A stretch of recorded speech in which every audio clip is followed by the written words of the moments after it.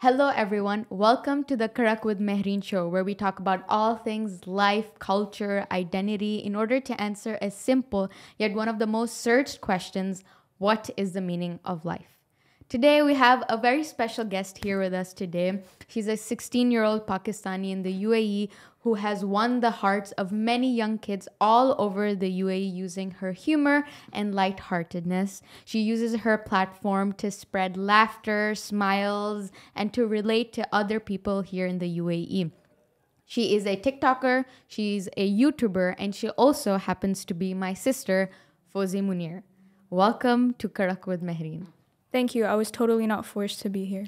Yes, you were first, and you have to be here as my sister. Anyway, so this is going to be a very raw conversation about things that you may or may not think about commonly. It's just a way to get your perspective on life and identity and culture, and just for us to self-reflect on these topics. So the first thing I'd like to ask you, Fozi Munir, is who are you? How would you describe your identity? Because identity is such a complicated concept. You associate identity with just nationality, but there's so much more to that. So how would you describe yourself? I think when it comes to identity, it's quite confusing. Identity is something so broad. I think I would relate my identity to me being Pakistani, to me living here and being born in the UAE, being raised in the UAE, still currently living in the UAE. And just with what I do, like I do TikTok, doing TikTok is a part of my identity now. It began as just like a hobby, but it's literally a part of my identity now. So let me introduce myself. My name is Noreen Munir. My nickname is Fozi. I do TikTok, I do YouTube. I'm a pretty outgoing person in social media, but I have multiple personalities.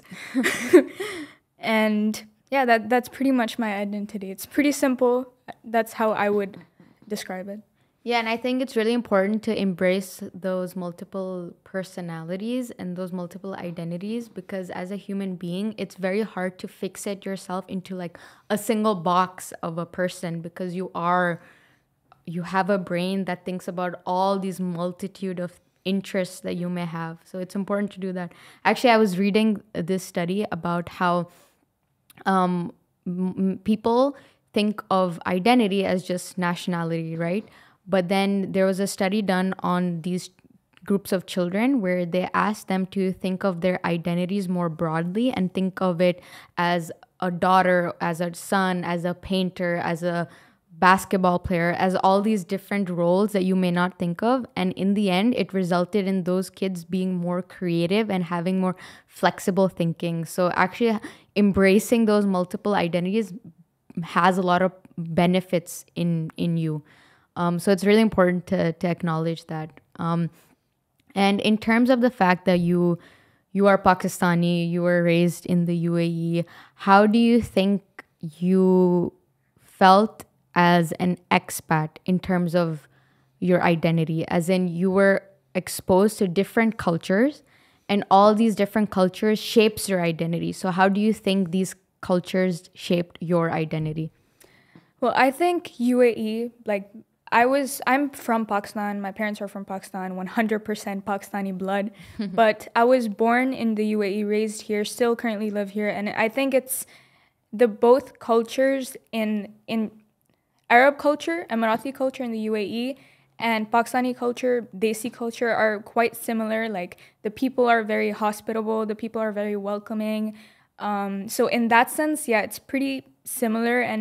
But sometimes I do think I'm having an identity crisis, even though like both places are pretty similar. Yeah. I feel like if I go back to Pakistan right now and if I live there permanently, I don't think. Fit in. Yeah, I don't think I would fit in. Yeah. But if I come here and call myself an Arab, I don't think that's true. I'm not. Yeah. So I think I don't fit in 100% in one place. I think I'm definitely from Pakistan. I'm definitely from here.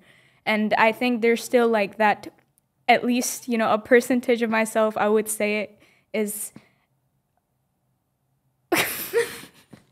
Continue. You're saying it. I would definitely say that a percentage of myself is from here. I already said that. Yeah. So I would say that sometimes I have an identity crisis. Like if I live there in Pakistan and right now in this age, especially me growing up 16 years in the UAE, Exactly. it's very different. Like Yeah. UAE is a lot more diverse than Pakistan. Pakistan is mainly just Pakistani Pakistanis. people, Yeah. you know, and like the beliefs, the cultures are very different. So I think when I go there, I love visiting my family. I love staying there with my family and meeting them. I'm very close to them. But staying there is completely different. It's, you know, you get to actually know the place. And I don't think I would fit in. Yeah. Yeah. Yeah, I think that's like the story of every expat. That's so true. Like I feel the exact same way where if I go to Pakistan, yes, I'm a Pakistani, but am I like the other Pakistanis? I don't really feel like I am. And if I go to Pakistan, everyone will call me like a burger. That's a thing in Pakistan. Yeah. And then when I'm here, I'm not an Arab the same way as you said. But there are so many things about both cultures that are so similar that you have kind of taken into your identity as well. Like, for example, being friendly and hospitable in UAE as well. Like when I went to university, all the Emiratis would bring me kawa every day, and they really would welcome us in such a friendly manner, which is the same in Pakistan. When you go to anyone's houses, they like take it upon themselves and they leave everything behind just to be there for you. So I think those are values that maybe we got embedded in us as well, subconsciously. You may not realize it, but it's in you. And I think it's also like from our parents, like when we look For at our sure. parents and like when we see guests when we are expecting guests in our house, even here in Pakistan, wherever, what we see our parents like, you know, taking it up upon themselves and like, you know, making the guests feel as homey Yes, as they should. yeah. And I think that's really wonderful. Yeah, really that's where nice. the Pakistani like culture comes Yeah. in, and that played a role in us, which you may have not realized it, but it's in us. Like even when my friends from university came to UAE, like I took it upon them myself to like show them around, to do, even though I don't have to, but I really wanted to because they were here. So that's definitely something that's influenced your identity and my identity. Other than identity, I wanted to know more about your passions. So what do you think your passion is? And after that, I'd like to ask, how did you find it? Because that's something, as a 16-year-old, it's very hard to answer and hard to navigate through. So I think a lot of people my age don't know what they want to do, especially them being in high school. I'm in high school. I'm only 16 years old. And I just think about how, like, growing up, people always asked me what I wanted to do. Like, I was literally in grade 8 or grade 7 when people started asking me about that. And I think it's, like, looking back right now, I think that is so weird because imagine asking, like, a 12-year-old, what do you want to do for the rest of your life? That sounds so weird. Like, I don't know what I want to do. You need to explore. Yeah. And when you're at that age, you haven't explored anything yet. You're literally just 12 years old. You haven't seen anything yet. And I feel like that's such a weird question to ask to a 12-year-old. I'm so salty about it. But, yeah, I think people asked me when I was starting grade 8, and that kind of built up a pressure on me. And at first, my passion was medicine. I told everyone I wanted to be a doctor. And I think that was because everyone kept pressuring me into, like, you know, finding out what I want to do for the rest of my life. I didn't know at that age. So I was trying to convince myself and other people around me what I wanted to do, which was medicine. And because I was interested in biology, I was interested in stuff like that. So I was like, yeah, I want to do medicine. I was trying to convince myself. I was like, yeah, I can do medicine. I can definitely do medicine. But then last year, I think the past 2 years, I've learned a lot about myself. And I've started learning a lot in general about, like, the people around me, where I'm from and stuff like that. And I think two to 3 years ago, I think 2020 December, that's when I first started doing TikTok. My sister, Tahrim, not you, was already doing TikTok at the time. She started doing TikTok during COVID quarantine time, 2020, I think August, something like that, summer. And she always told me, because I would always, the way I express myself seems funny to her. And she thinks I could, a lot of other people would want to see that. She thinks it's she thought it was entertaining. And so she started telling me like, you should start doing TikTok, you should start doing stuff like that. And growing up, I did seem like a person who was interested in social media, because I would always like post on Instagram, and that was all I was, focused in. And when I was like 10, I was focused in Musically. I loved Musically. It was a private account. That phase. It was such a terrible phase. I loved Musically so much. I would like make at least 10, 12 Musicallys every day, and it was just so weird. It was a private account. It's cringy, but it shows my passion. Your passion, yeah. So cringy.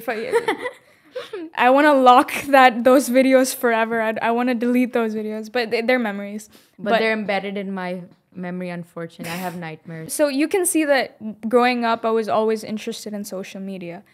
But when my sister started telling me to post TikToks, I actually started, I actually started considering it, because I was like, you know what, she's telling me to do it, I might as well do it.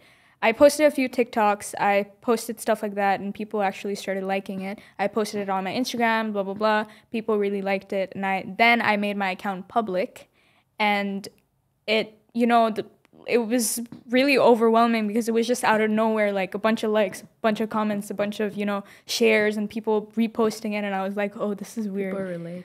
You're like, oh, I'm funny? I'm funny? Because a lot of people around me, specific people, would tell me I'm not funny. But I know I'm funny. Okay. So that's what led me into TikTok. And then I was like, okay, this is something I want to do. I didn't tell anyone, because I was still figuring out. And I found it weird to like tell people right away, oh, I want to do like social media for the rest of my life. For the rest of my life. It is such a difficult decision to make. And then I started considering like the little things that I could do in this, in social media, stuff like that. And then the past 2 years, my brother first got married, and then my sister got married. This is very random, but you'll see what I'm trying to say here. My brother first got married, and we were trying to look for photographers. And that's the first time I got into the wedding photography side of Pakistan. So I found it really interesting, because it's such a big industry, and it's such a people take photographers and like it's huge. It's huge a big in thing. Pakistan. Yeah, it's a huge thing. Like, what type of photographer? You know how you're saying, oh, like the type of photographer that you pick is kind of like a designer. Like it's true. Yeah. It's like the event organizer that you pick, they're or like big event organizers. They're big photographers. They're small photographers. Like you think of, oh, what catering should I get? It's also like, what photographer do I get? Yeah, exactly. So we had like 4 photographers, and among them, it was pretty cool. I would, during the wedding, I would look at it, and I would, And then in the second wedding, my sister's wedding, not this one, the other one, this one, not this one. Okay, not me, not yet. Her. She's not married yet. She's like 20. Yeah, I'm too young, guys. You're 20? The TikTok reference. Okay, I don't know these things. She doesn't know Continue. any slangs. So when my other sister got married, we were looking for photographers again, and we ended up taking one of the same photographers we had with my brother in my brother's wedding. Sarah Idris. Who is like an amazing person. She is an amazing photographer, and we got really close with her, especially after my sister's wedding. And so that's when I started getting into photography. I would look at the pictures, I would look at the videos, and I would see how like the wedding is portrayed in the pictures and the videos. It's so beautiful. And it's so interesting, I love photography. I don't have much experience in it at all. Yet. But I think it's really cool. And that's how I started liking photography. Last year, when I was in Pakistan, I was looking for courses to do to, find, to kind of explore new things. So, and in Pakistan, like there are a lot of different courses that you can do which are very interesting in Lums University and a lot more.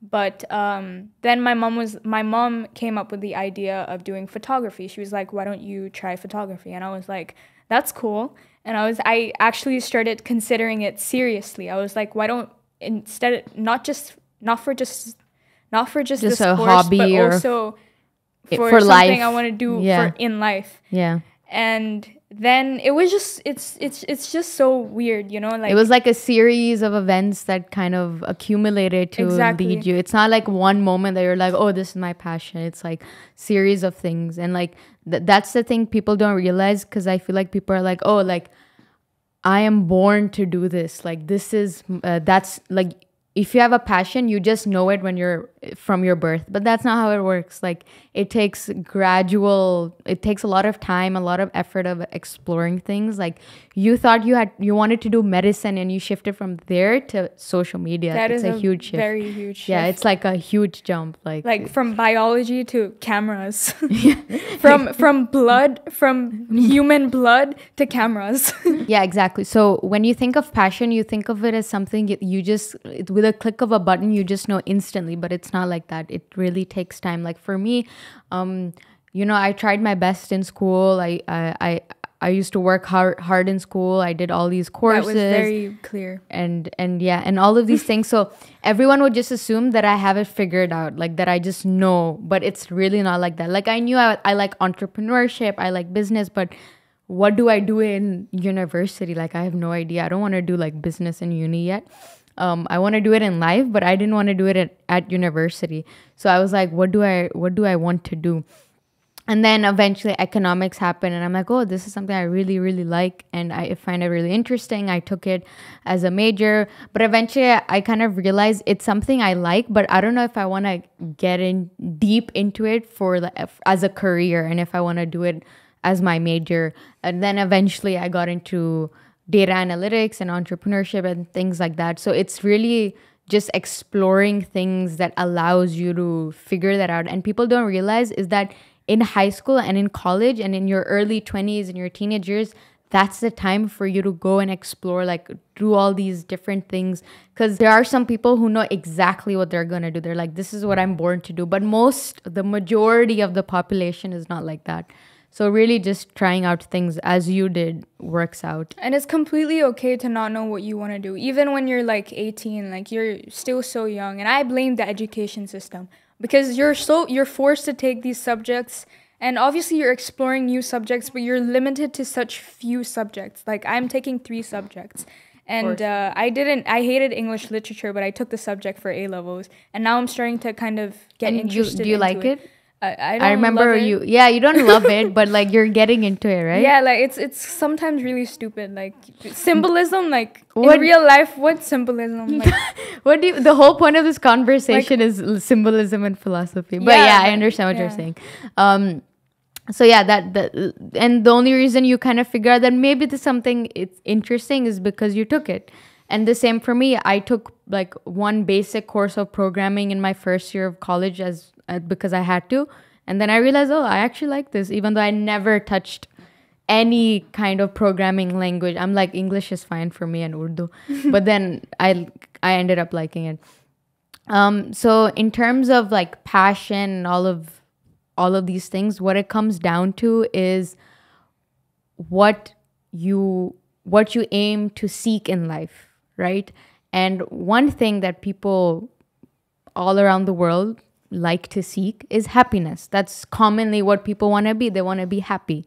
So do you think happiness is what we should be seeking for the rest of our lives? Is that what we as human beings are meant to seek?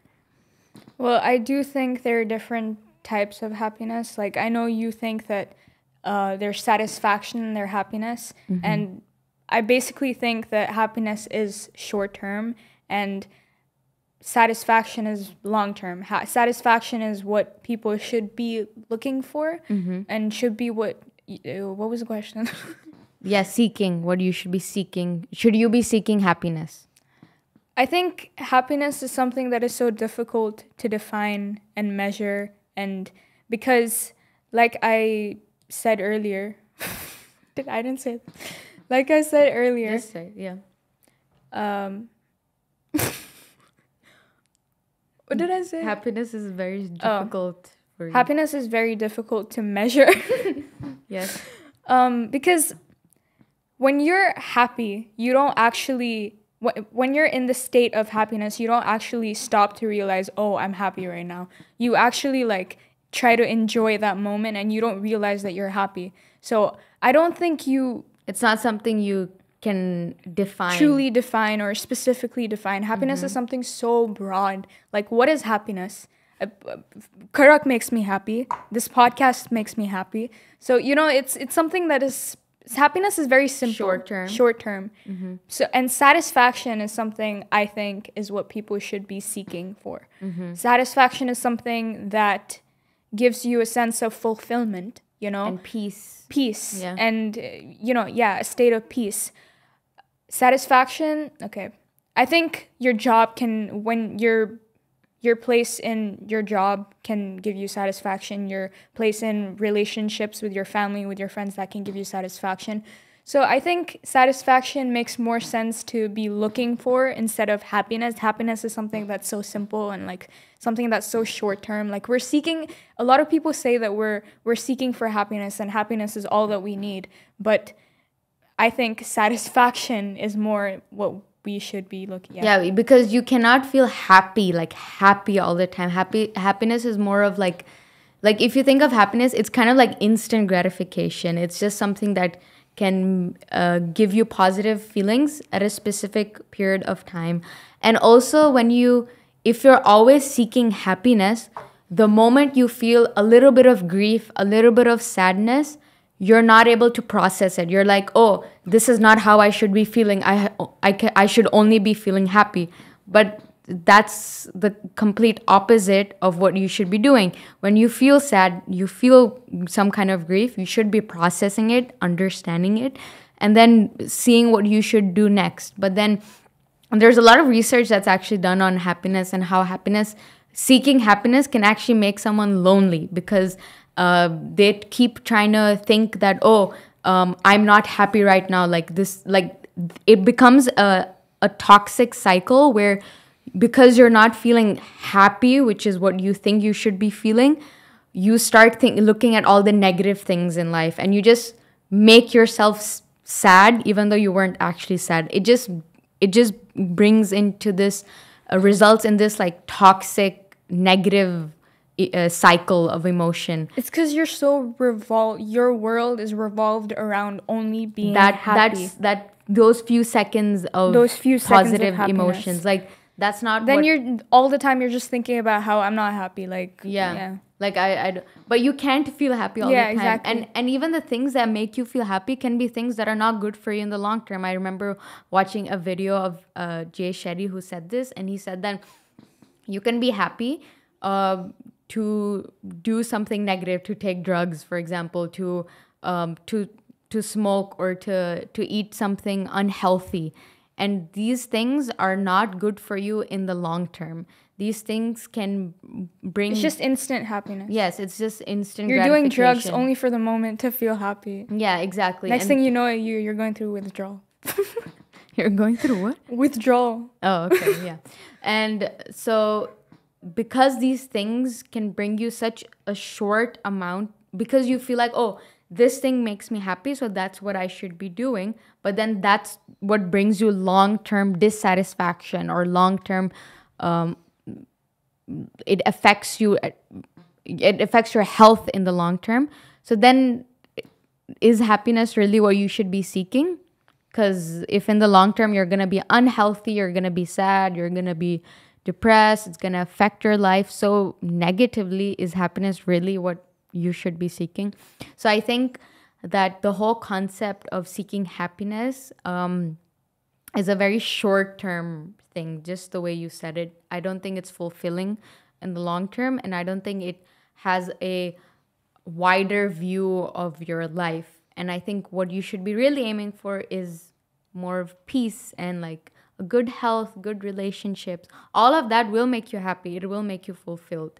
So that's what you should be seeking as. So one thing is that you've used humor a lot in your videos. Do you think that humor is a coping mechanism? You also use it in real life. So what do you think of humor as? Do you think it's a defense tool? It is definitely a coping mechanism. Just like Chandler Bing, my favorite character in Friends. If you don't watch Friends, I don't like you. But just like Chandler Bing from Friends, I use humor as a coping mechanism. Not all the time.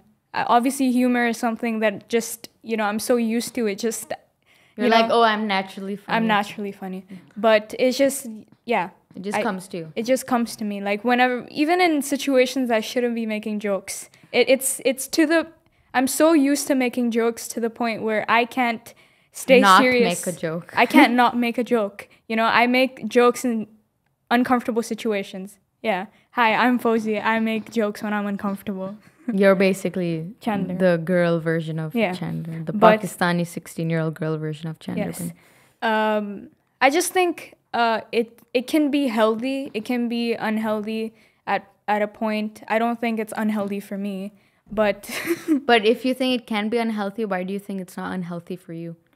Because though I use it a lot, I know when to stop. Okay, so sometimes I stop. So you know when not to use it. I know when not. When do you think it can get unhealthy? I think it can get unhealthy because you're literally using humor to be in a completely different world. Yeah, like you're to escaping. Change your perspective of the world. Like people use music, shows. Like I know you use shows.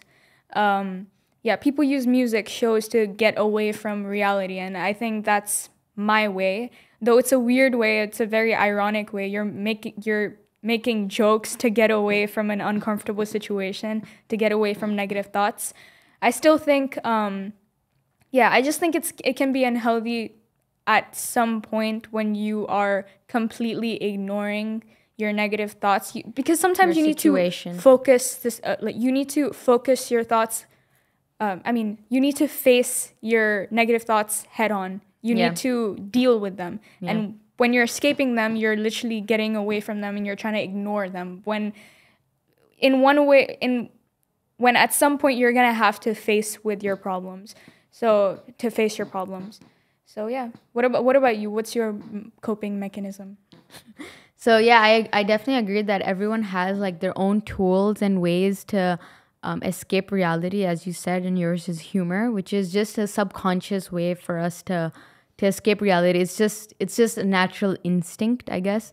And for me, I guess it's binge watching shows. I don't really watch shows a lot. I watch Friends. I love Friends, but I don't generally watch shows a lot. But then when I'm like I'm not feeling good, I'm in an uncomfortable situation, I always end up binging like an entire show. That's also why I watched Bridgerton, that Queen. I was just gonna say Queen Charlotte, because anyway, so I realized that that's just a way for me to escape reality, because I'm literally so invested in the show that I don't think of anything, and I get so invested that I want to watch everything and not think of anything else at all, and that can get unhealthy. And of course, it's something natural, it just happens to you. But then I think you need to kind of acknowledge that this is your defense mechanism, and then kind of think of how you could process your emotions in a more, I don't know why I did that, but your emotions in a more healthy way. Because the only way we can really deal with things is to actually deal with it, is to actually think about whatever it is that you're thinking about. This karak is ice cold. Well, yes, because Miss Mahreen, can I please get more karak? No. Anyway, so that's why everyone has their own defense mechanisms, their own tools to escape reality, but it can get healthy, it cannot. So it's just something that you have to kind of acknowledge, you know what I mean? Bro, I saw this meme that said, you watch what you don't have, and I watch Friends. Oh. I forgot about this. I thought you knew what I was saying. Okay. Yeah, I forgot. I completely forgot. That sounds very sad. I don't think you should do that. You watch Friends. You don't have friends either. But I don't think I watch what I don't have. But anyway. What character do you think? No, but actually, if you're escaping from reality, then you're kind of watching what you don't have at that moment. Exactly. That makes sense. What were you saying? But I always watch Friends. Does that mean I never have friends? Yes. I wonder why. Because my sister's Mahreen. Sure. What character do you think you are from Friends? I don't think I'm any of them, but I think you are the monkey, Marcel. Oh, the monkey's cool, bro. That's a compliment. Thank you. You're welcome. 'Cause you Let's look get like back them. to the serious conversation. This is why it's hard to talk to Fozi. But because you use TikTok and you will obviously get a lot of hate comments, positive comments, all of that. What do you think is the importance of validation, not just in what you do, but in life in general? How important do you think validation is, and from who? I think it's very clear for me because when it comes to strangers, when it comes to what I do, I think the main people I seek validation from, or the only people I seek validation from, are my family because they come first, and then maybe my friends sometimes, if they're right. And then, obviously, with what I do with TikTok, I do social media, with being a public figure on social media publicly, with so much exposure, I think to some extent, you just have to ignore some certain people. Like for me, when I get hate comments, I literally make jokes about those hate comments. Like I literally do not care at all because they're haters and haters are just there to hate. Hate. That's literally what they're like. It's literally creepy, weird people. Creepy, weird people behind their behind their laptops, behind their creepy screens. Yeah, haters are just creepy, weird creeps, uncles behind their laptops. They're not just uncles, okay? This is offensive to uncles. Okay, sorry. Sorry, uncles. Okay, continue. Uncle G. Behind their laptops. They're just, that's literally, them hating is literally a reflection of who they are, you know, and what they lack, you know? Exactly. And so a lot of it just comes out of jealousy. Yeah, and then when I'm hating on those haters, it just comes from pity. Like I pity you because you have so much hatred. Yeah. So I literally don't care when it comes to haters. And generally when it comes to strangers, obviously with what I do, the reason I am where I am right now on social media is because of the people. Strangers, because of validation from people. When I first started, I didn't even know I would get likes or whatever, but let's be honest, the real reason I'm actually doing this is in the beginning, I had so many likes and so many comments and I got so much people related to you and people liked it. People related to me. And the only reason you continued was because you received that validation. Because I received, exactly. So with what I do, that it's definitely important. Like validation is definitely important. But again, to some extent. It depends on who you focus that validation on. Everyone will give their feedback, their comments, but everyone's feedback is not important. Exactly. And it's important to just identify where you should be accepting those comments and where you should be ignoring them. So for example, when you get validation from the audience that actually watch you, that actually relate to you. So if you get some validation from them, that your video is great, that's great because you are making it for yourself and for them. So exactly. Yeah, I think your point about seeing who you get it from is really where it depends. Of course, exactly. And I would tell everyone, like, haters are just gonna hate. Like, no one cares about their opinions. They're just haters. They're just haters. Like, literally no one cares. They're just commenting and, like, it makes no sense. Like, they'd be hating online behind their phones, behind their electronics. But in real life, they wouldn't be able to face you. Yeah, exactly. Yeah. Like, a lot of these people who hate on you are just people who are usually people who have no life, or they're jealous. Yeah. Or they just, like... They just have this... They probably have hatred in them that they want to. Yeah, they're probably at home behind their computer in their hoodies with a bunch of cats doing nothing. Exactly. So that is the definition of a hater, ladies and gentlemen. So one question I already asked, like, how has culture shaped your identity? Should I ask that again? Okay. How do you think culture has shaped your identity? So I think brown representation is also really important when it comes to, like, loving your culture. For me, brown representation wasn't really that significant because growing up, I didn't really see that many brown people on social media, like my age, or, like, you know, expressing themselves the way I am. I did have Lily Singh, so that was pretty important. Like, she would make videos about her parents, and I would relate, you know, that brown representation about, like, your culture and stuff like that. But there would be some, like, negative things that Lily Singh would post. about okay, ignore that. But only recently I realized that it is so important, because recently I got this DM, or it was a comment, I'm not exactly sure, but it's just stuck in my head. And it was this girl asking me like, how are you, so proud of your culture, and like, because of you I'm so proud of my culture. And like that made me feel so happy. Like that is something, what I strive to do. Like, And you don't realize how important that is. I didn't never realize how important representation was until then. Like, Yeah. I'm so open about like the Desi weddings and the Desi clothes that I wear, the Desi food, just like Pakistani culture. And so when I see people, in general talking about being proud of that because they watch your content. what I do, and because of them watching and because of them watching my content, it's just so nice. And I think it's so important to have people on social media who you can relate to, because then you're not the only person, and it's not something to be embarrassed of, because some people are embarrassed about their culture, especially South Asians and people like that. So yeah, and it's crazy to think that, like, for example, when we think of colorism in our society, and when we think of the brown color, it's what makes us unique. It's what makes us beautiful. This is our culture, our skin color, even something as simple as our skin color. But then it's also our people who kind of want to run away from the brown skin, and I think want to go into sad. light skin tones.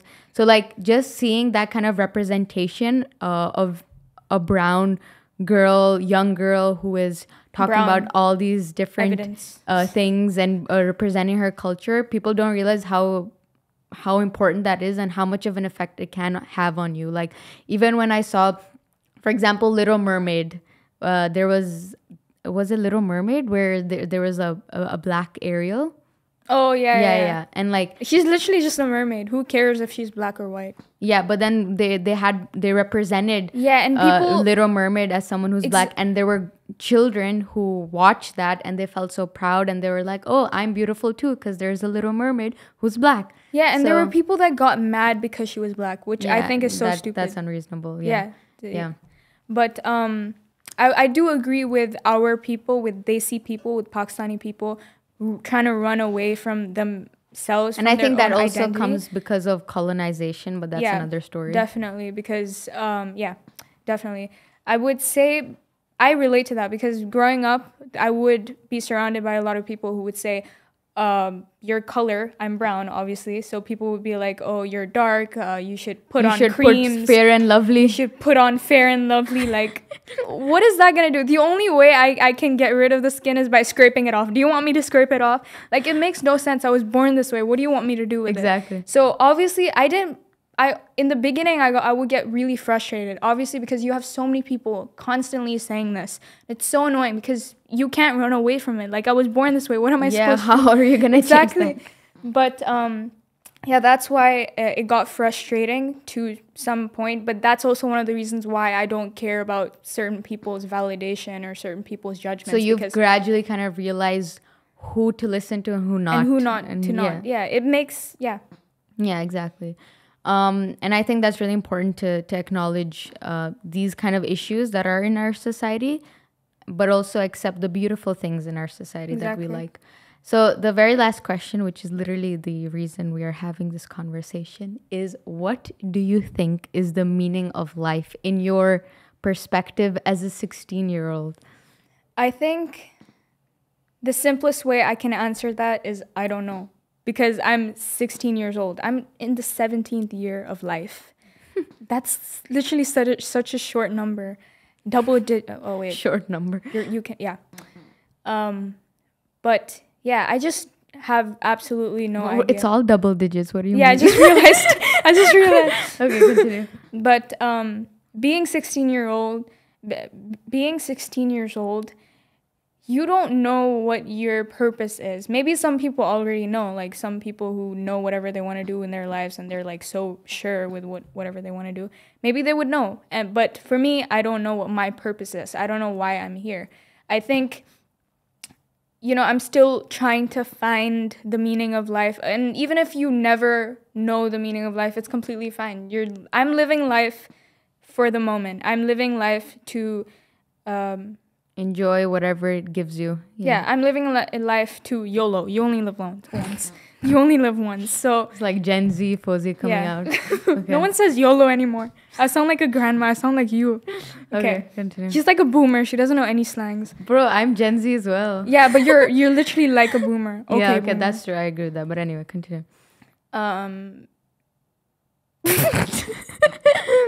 So I think it's completely okay to be 16 and not know what to do it's completely okay to be 16 and not know what you're doing in life and not know why you're here.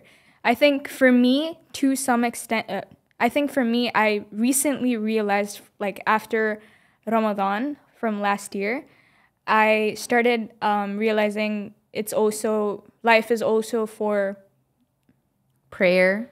Life is also in a religious sense for prayer, for worship, and for Allah, because you're here because of Him. Okay, especially after last year's Ramadan, I started praying more frequently, and I didn't really gain anything from that. Maybe I didn't necessarily gain anything from that, but I did start being more grateful, and I did start being more considerate of the things around me, and you started realizing the importance of everything that you have. You started being grateful for all the little things that you have. Exactly, and I started focusing on what I have rather than what I don't have. Yeah. And I started Islam is not just a religion. It's literally the way of life, how you lead life, and I think that's so beautiful. And I think I'm still, you may be born Muslim, but you still have to try to find Islam regardless of how you're born. Yeah. And I think that's so beautiful, and I think I'm in that path right now. I'm finding Islam, and I think it's really nice, and I think that's one of the reasons why I'm here. Yeah, that's beautiful. And I think that everyone answers that question very differently. Some people say it's for happiness. Some people say it's to embrace those challenges. Some people think of it in a religious way. So I think it's all these different aspects that you could What about you? Do you think it's for success? Do you think it's for do you think the only reason you're here is for money and success and fame, or do you think it's to just be close with your family and live life? Yeah, I think it's the same for me, that it's still something that I'm figuring out. But I was watching this video that talked a lot about how people think of life as something where you have to seek happiness, but if that's the case, then you don't embrace the challenges that you have, and you try to run away from them. The obstacles you go through are more significant. So I think that life is all about taking all those experiences in. But I also can't answer that question. That's why I started the show. Exactly. So, yeah. So thank you very much, Fozi Munir, for being here. Thank you for being on Karak With Mahreen. Wait, let's cheers. Cheers. Thank you, everyone, for watching. This was a really great episode. I really enjoyed talking to my lovely sister on she's all only these being nice here. Interesting Trust philosophical me, she's horrifying topics. Thank you and have a great day. Mic drop.